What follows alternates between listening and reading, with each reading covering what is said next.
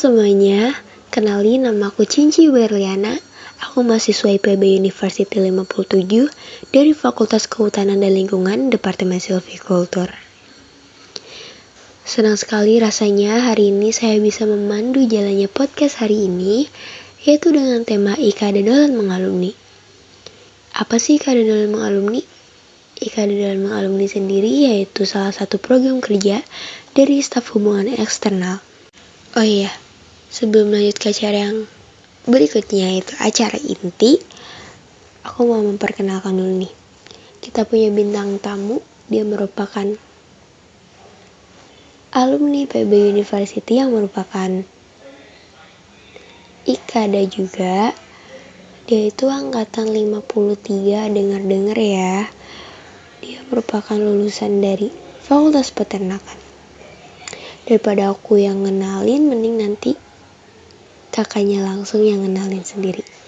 Oke, nanti kita sambungin ya.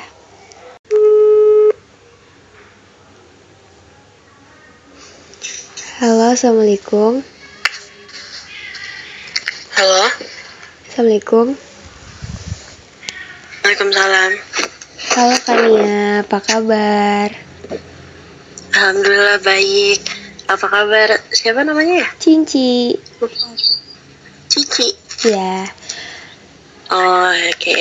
Apa kabar Cici? Alhamdulillah baik juga. Oh iya Kak, sebelum mulai pertanyaan, boleh dong Kakak perkenalin diri dulu? Ya. Assalamualaikum warahmatullahi wabarakatuh. Perkenalkan, nama aku Kurnia Laila Fadila. Asalnya dari Indramayu di Desa Patrol.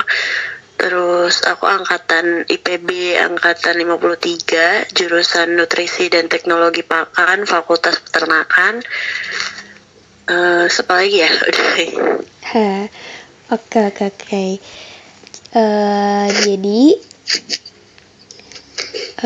ini dia teman-teman bintang tamu hari ini buat podcast hari ini. Oh iya, dengar-dengar kakak orang Patrol, berarti kita tetanggaan dong kak.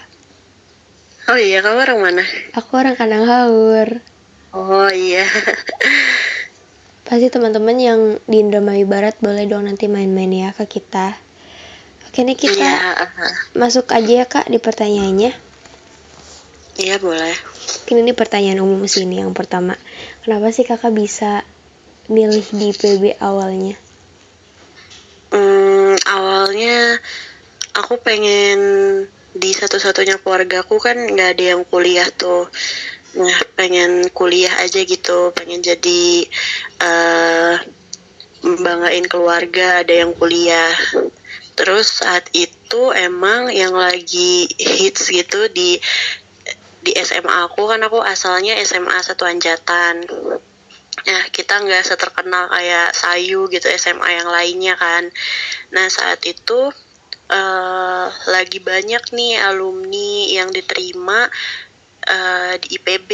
Kayak aku ngelihat ada kesempatan gede tuh untuk masuk IPB gitu. Dari situ kan IPB biasanya mempertimbangkan alumni dari SMA-nya juga.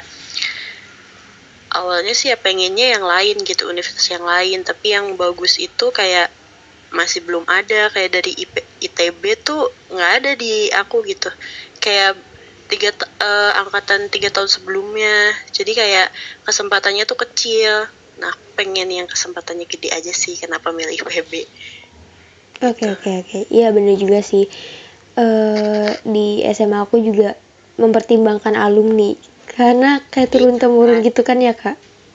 Iya, jadi saat itu emang kayak pengennya sih UGM, tapi di SMA aku tuh UGM nggak pernah ada yang keterima, jadi kayak udah nggak mungkin banget kan.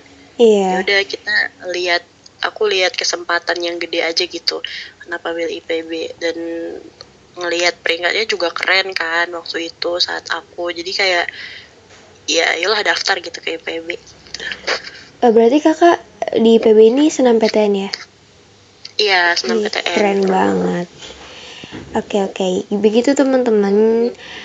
Jadi Kania ini masuk ke IPB senam PTN juga keren gak sih? Oke, pertanyaan kedua ya. fakultas dan departemen apa sih yang kakak ambil waktu masuk IPB? Fakultasnya peternakan, departemennya nutrisi dan teknologi pakan. Itu berarti sering ke kandang ya kak?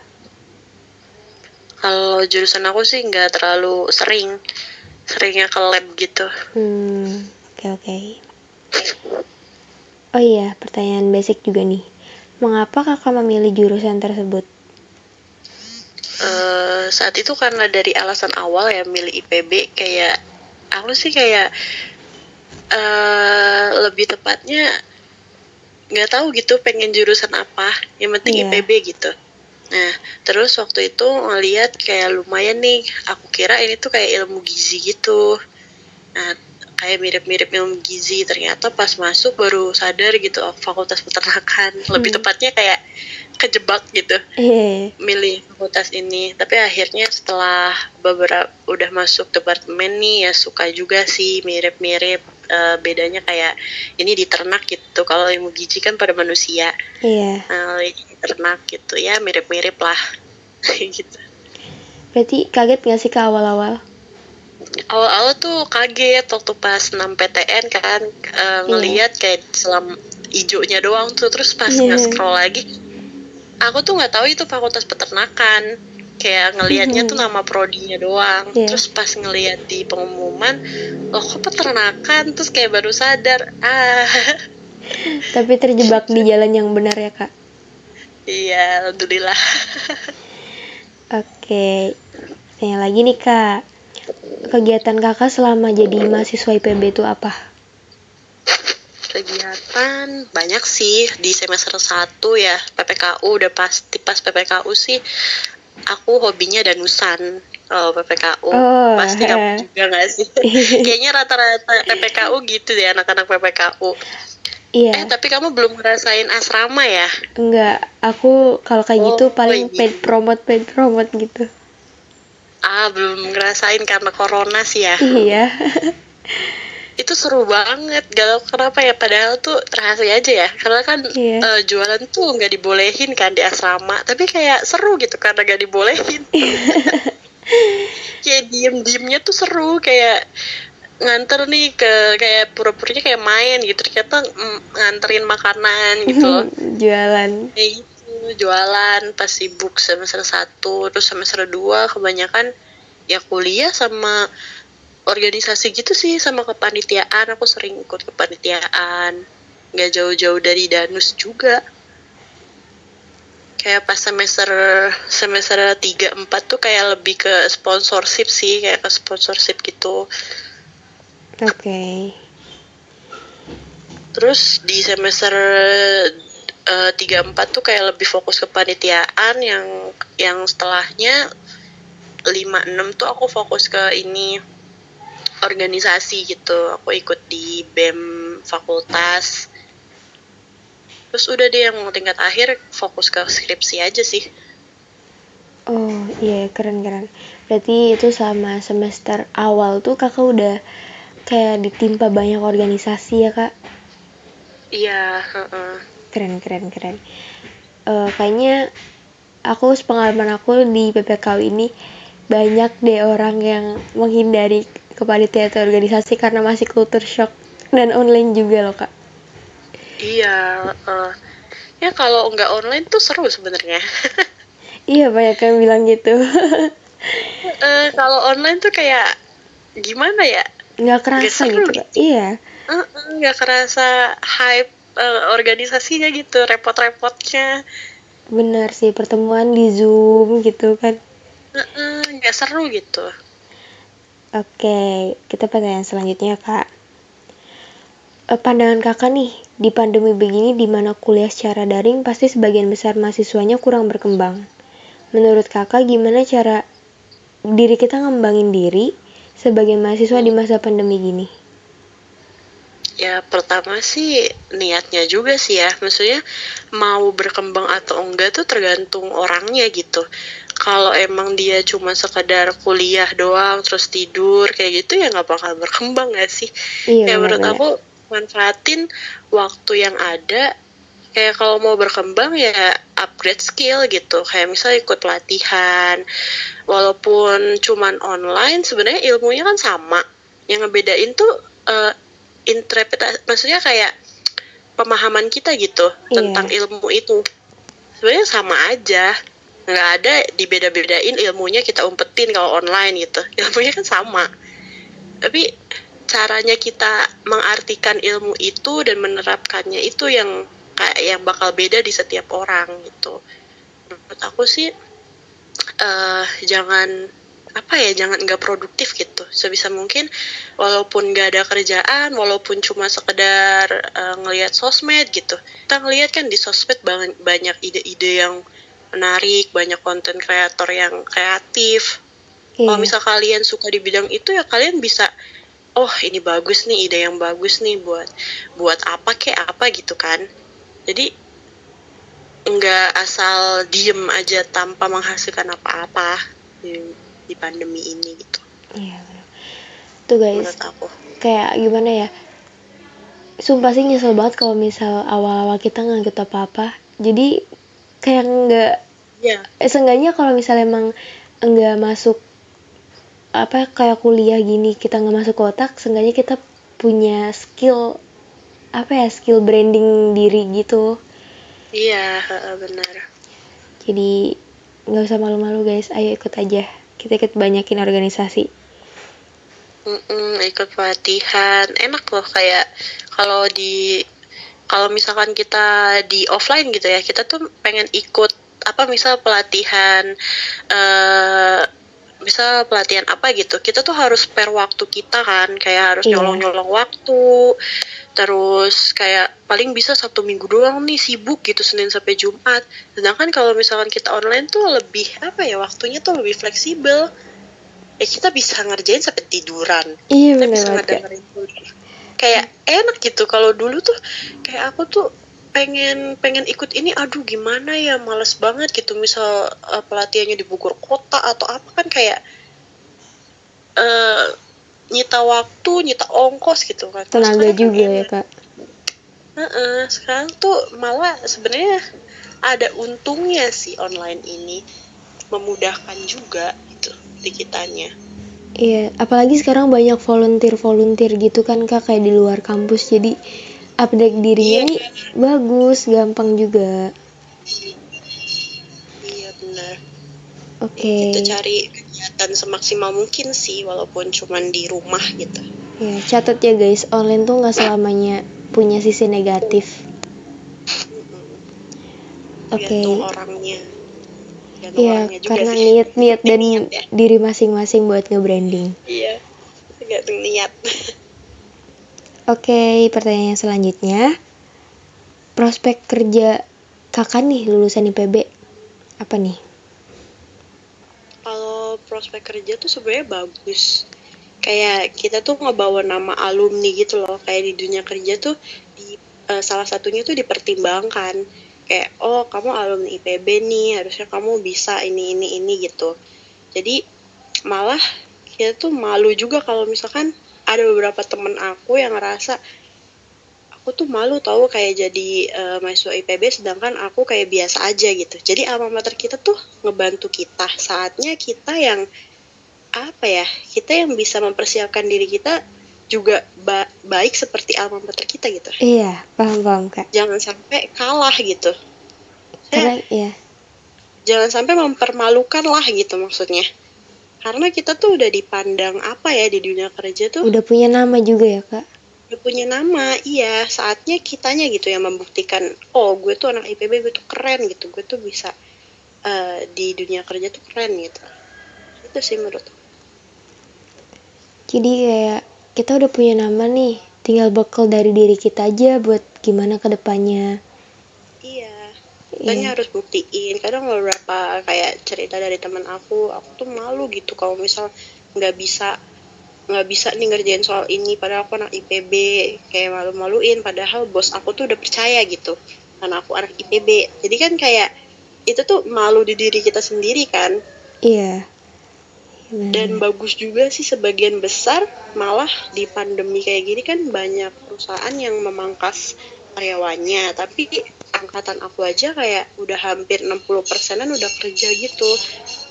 Jadi menurut aku itu tuh apalagi nggak pandemi gitu maksudnya. Iya bener banget. Tuh guys, yang bilang lulusan IPB semuanya di bank juga nggak apa-apa sih, itu bagus banget ya kak.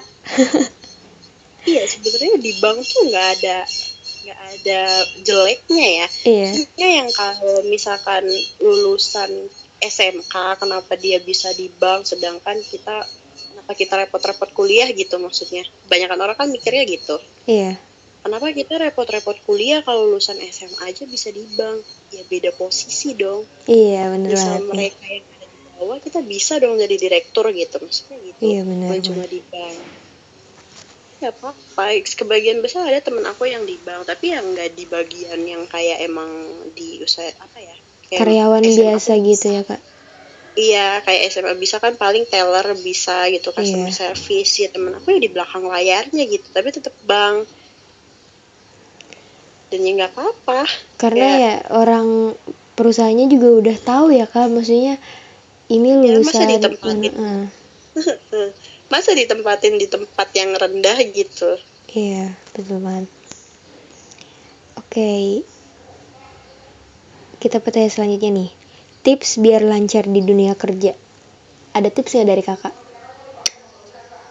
Tipsnya gimana jangan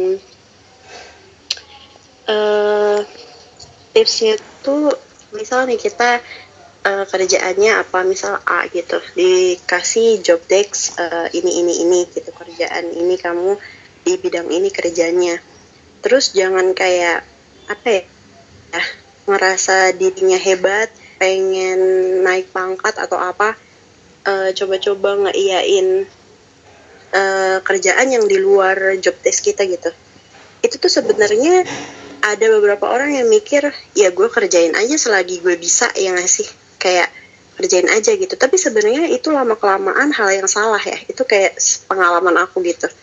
Iya.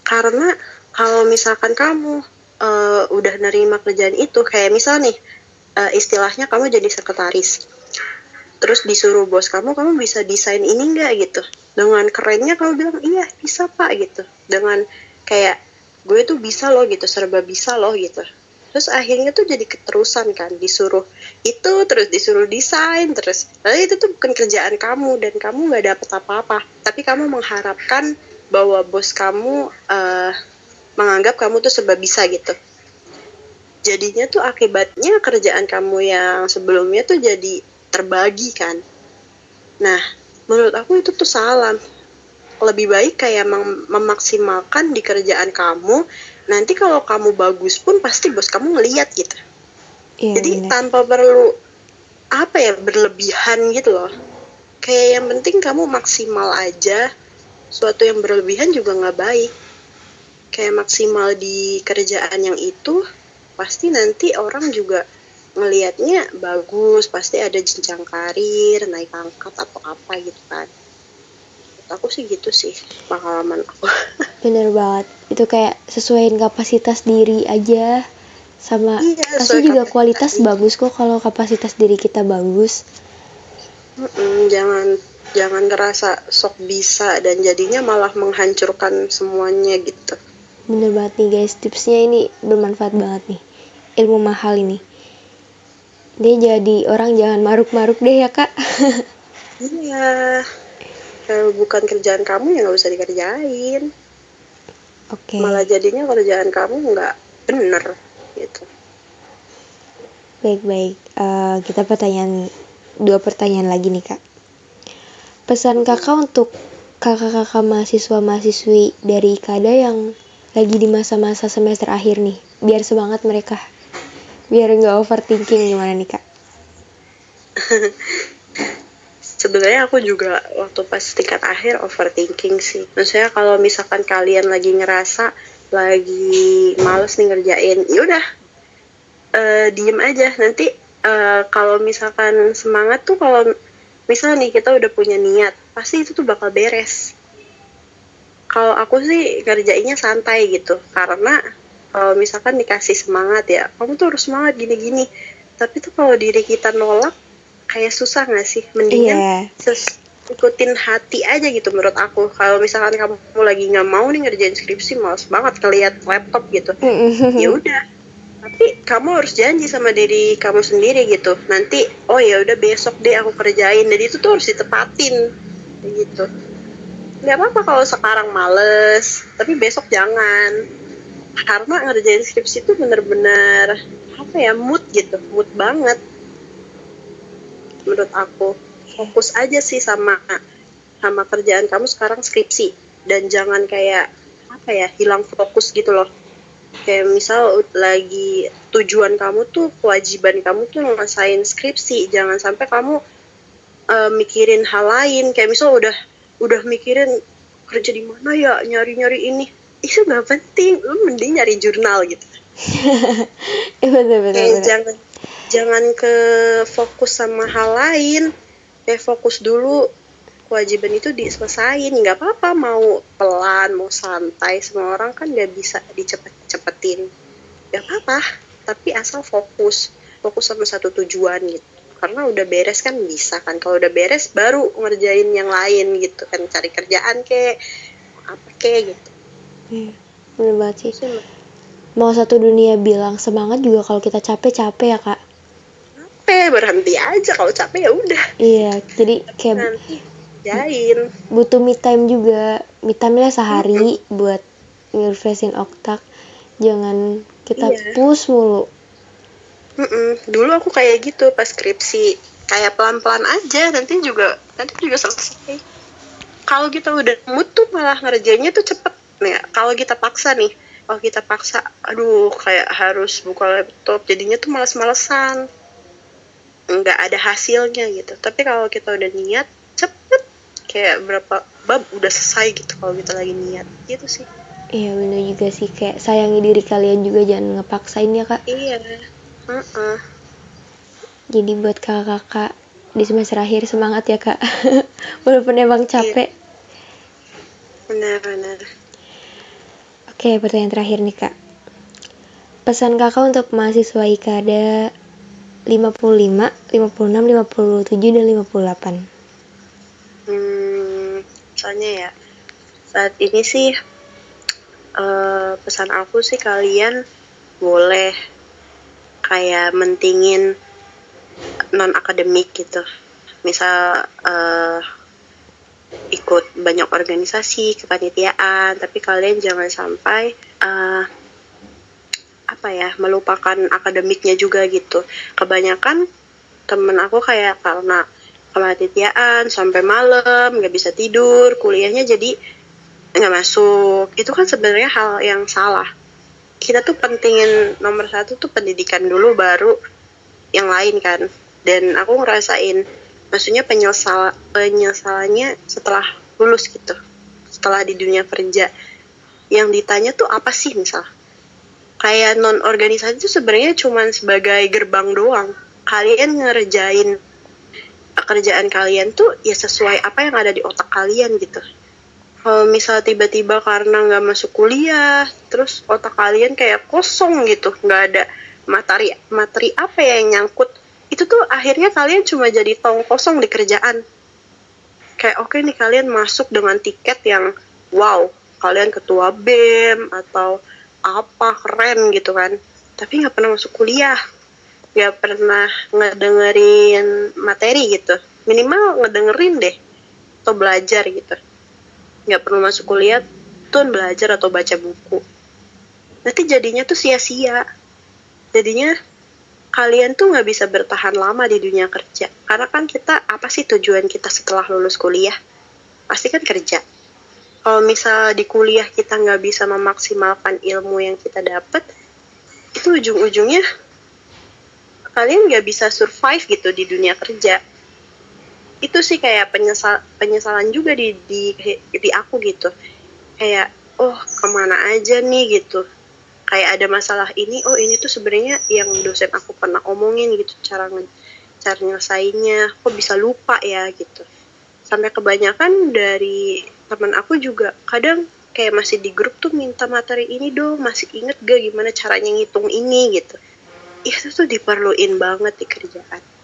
Kayak bahkan temen aku masih banyak yang nanya-nanya gitu. Masih inget gak sih cara ngitung ini, materi ini, minta slide ini? Coba kalau kalian ngedengerin dari awal, kalian kan gak bingung nanti di dunia kerja kan. Aku sih itu sih.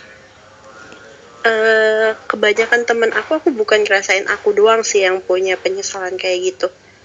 Tapi aku ngelihat dari teman-teman aku juga yang emang udah di dunia kerja, walaupun baru 1 tahun lulus, tapi kayak udah banyak yang kayak gitu kasusnya gitu. Iya, benar. Jadi jangan sampai kalian menyesal. Kalian boleh berorganisasi, itu penting juga, tapi jangan sampai melupakan akademik juga gitu. Sebenarnya keren ya Kak, kayak keren sih, emang keren banget banyak organisasi.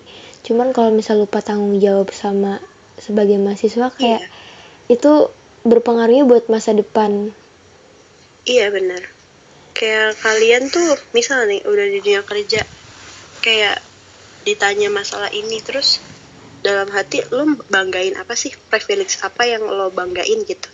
Gue sebagai ketua BEM nih, gue bisa ngelesain ini, kayak gitu dalam hati. Tapi dalam dunia kerja tuh kepake gak sih? Ya kadang kepake, kadang sebenarnya bermanfaat. Cuman kalau misalkan kalian kerjanya di bidang yang bener-bener sesuai jurusan, itu tuh nggak kepake banget.